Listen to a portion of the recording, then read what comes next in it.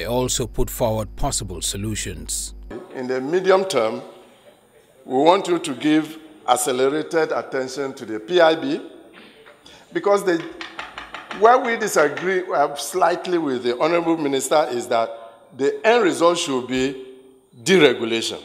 So please, let's work towards deregulation of the sector so that in the long run, you have more private sector participation, so that all these refineries that we are all talking about, the private sector will come in and build refineries. The little product NNPC import into this country is supposed to be distributed in such a way that there shouldn't be scarcity. There are certain procedures that are supposed to be taken in the distribution of the petroleum product imported by the NNPC. If really what the GMD has said, they have imported 7 vessels, of which I have witnessed from the loading, then the allocation of the product shouldn't be given to those DAPMAN and MOMEN members who have no filling station outlets. You cannot allocate 10,000 metric tons, which is about 13,400,000 liters, to a DAPMAN first depot that has no single filling station. Where do you expect him to sell the product?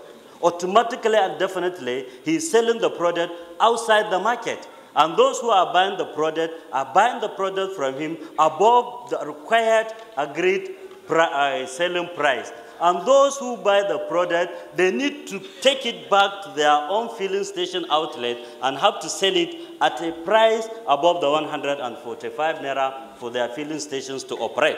So, Mr. Chairman, if DPR can go and block or close a filling station outlet, I think they are leaving a donkey that is not moving. The DPR refused to touch the donkey and begin to beat the load of the donkey. Why can't you trace filling station A? You have this product and you are selling it 145 naira, above 145. Where do you get this product? I bought the product from Kasim. Kasim, where do you buy your product? I bought it from NNPC, from somebody. Then go back to the root of the sale of the product before you now come and lock the filling station. So if you are locking the filling station, you are not helping matters. DPR has concentrated their operations more on surveillance on the filling stations outlet, leaving the depot to operate freely. You have to go and see. NNPC has allocated some quantities to a DAPMAN or MOMA member. Okay, go there and see. 10,000 metric tons of PMS has been allocated to you. Where is it? Let us have the program of loading. Who do you sell the product to and at what price? Then you now trace the trucks, the number of trucks loaded from 1 liter to the 10,000 metric tons. Then and now trace it back to where it is discharged. I think this is what DPR is supposed to be doing instead of going back to the filling station outlet to sanction them. The Minister of State for Petroleum proposes 3 models to address the pricing challenge. One mechanism would be to look at working with CBN in terms of a fixed exchange rate mechanism that enables them to stay at 145 sales at the pump price. If we do that, then they can import without the issue of price differences. And we can modulate that as the exchange rates and prices internationally move up. That's one. Second is we're also looking at a tax inversion. These individuals pay taxes. Is there a possibility, for example, to capture some of the tax they pay to account for some of the differential in importation that they would have before they pay their taxes? So it becomes basically a cost of business. We're looking at that.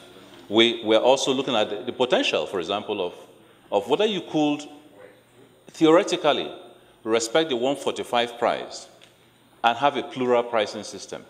So NNPC and all its stations and all its affiliates, about 400 stations all over the country, sell at the 145 so that the subsidy regime is respected. The pricing of 145 is respected. But at the same time, the private marketers are able to bring in their product at their own cost and sell. But Dr. Kachuku is silent on the controversial issue of petroleum subsidy, a stance which he is taking from the committee chairman, who did not want the subsidy matter brought up during the hearing.